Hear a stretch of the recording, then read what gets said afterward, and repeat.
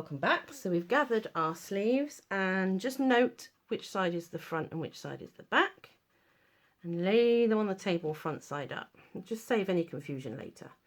Actually, I was right with that one. Okay, so now we're going to talk about putting them into the bodice.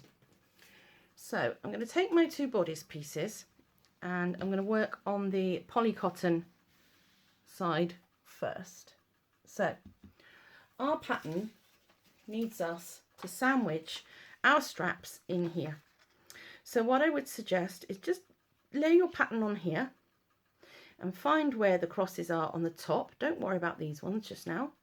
Find it on the top, and you want to put the face down, the strap face down on top, and then also on the other side. So you can see what I've done here is I've used a straight stitch within the seam allowance. So the seam allowance is bigger, so I've just put some stay stitches here to make the next part simpler. And I've done that on both sides. So what we're going to do is we're going to have another look at our pattern, and we actually have two crosses here and here. So the idea being, I'll just fold that down. The idea being that the right side of this now needs to get sewn between those points. You can see why, you know, stay stitching it down would be a good idea. So what I'm going to do is just going to put a small pin in there just to hold it while we do the same with the other side. You can just about see the crosses through the pattern here. So that end will come round and go there. Lovely job.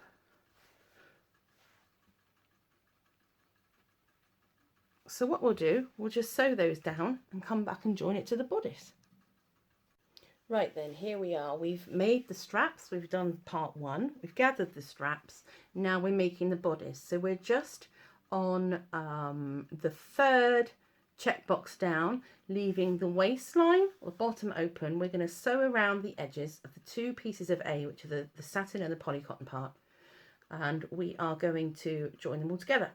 So this obviously is the right side now with the straps of the polycotton, and you've got a shiny side and a duller side of the satin. So the shiny side needs to go down, so that is right sides together. And first of all, I'm just going to match these seams around the side. Pop another one in. Whoops. Satin is slippery. We'll test you. Okay, now when we get to this part, obviously we need to sew this shape here without the straps being in the way.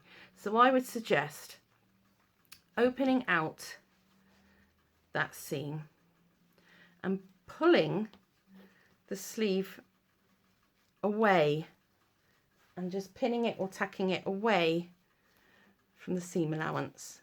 Now it does start to look quite a mess, but you know, as you go round, you're going to be putting this straight, that straight. It's going to be fine. So what we want to do is we want to catch all of our sleeve edge here in the seam between the polycotton and the satin. It'll disappear as I pin over it, but it is there like a little sandwich. So we're going to sew up here, so put it the orientation of the machine. So down here, keep your needle down, pull your presser foot up, pivot the fabric in the machine, and then sew to this right angled corner there. Again, it's all being pulled out of shape at the moment. And then what we're going to do is we will obviously have taken, we have sewn past this strap, we will take out this pin, and then we will carry on sewing up to here, and then exactly the same principle. When we get to here, we want to keep the strap in the sandwich and get it all together. So with any luck, you won't catch your straps in because we've moved them back. So we want to continue in that fashion, do exactly the same, going round this curve.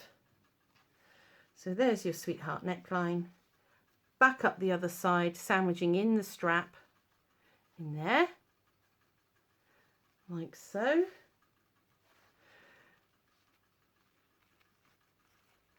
Keep your needle down, lift the presser foot, pivot the fabric in the machine, put the presser foot back down and carry on down this straight side here.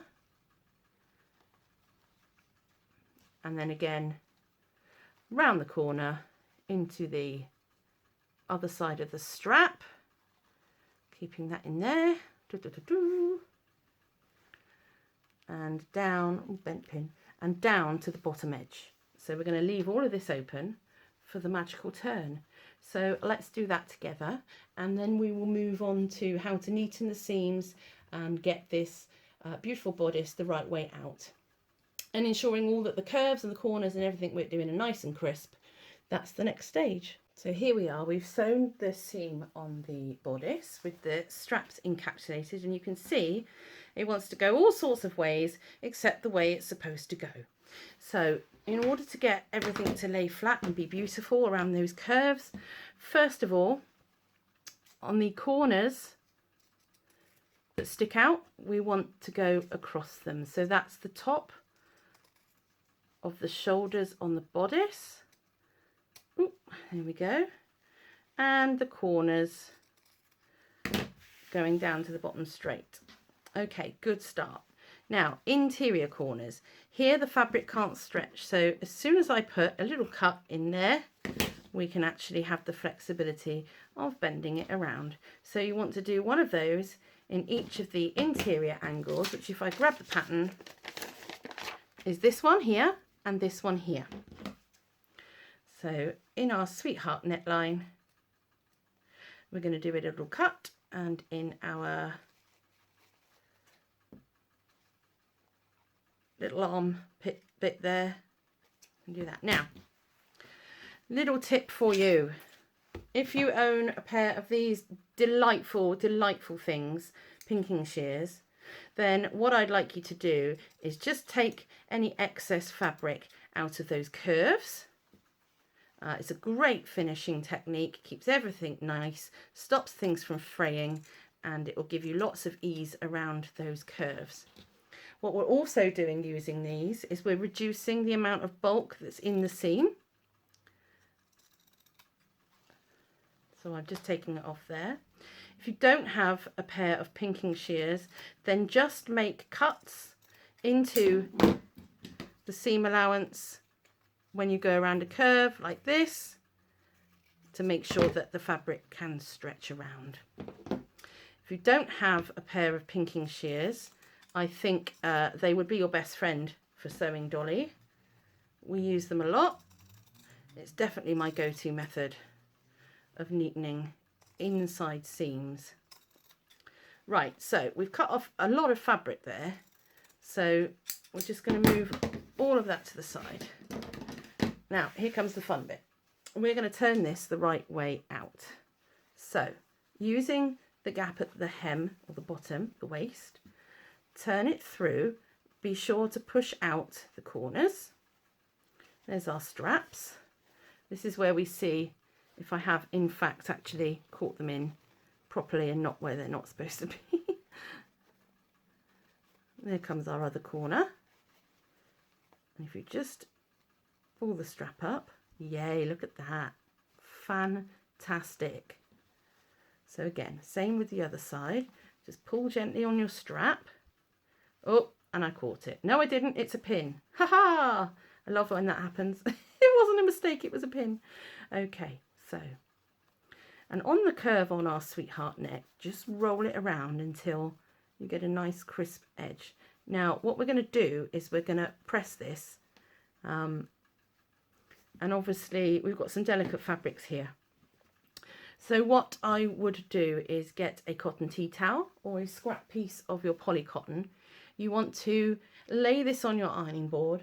You want the an ironing cloth over the top, and we're just going to, on a very cool iron, make sure these are nice and crisp, that our corners are nice and pointy. And we've actually just about made Dolly's bodice. So there we go. That's how that works. That's how that works. And then you can see that these parts here will overlap. That's where our buttons are going to go, and they will form a little row here.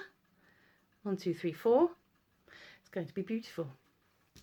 So give all that a press and come back, and we will start the buttonhole tutorial for this side, and we will put the buttons on this side and they'll overlap. And at this point, if when you're ironing you see any little threads like I've just done, you can give them a little tidy up. Remove any gathering paraphernalia that you've used, whether you've used a simple running stitch or a piece of yarn, or whatever you've done. If you want to take them out, you can. Of course, at the moment now, for the straps, they are inside. So what we're going to do is we're going to iron that, we're going to pop it to one side, and we're going to carry on with the buttons, the skirt, and the petticoat.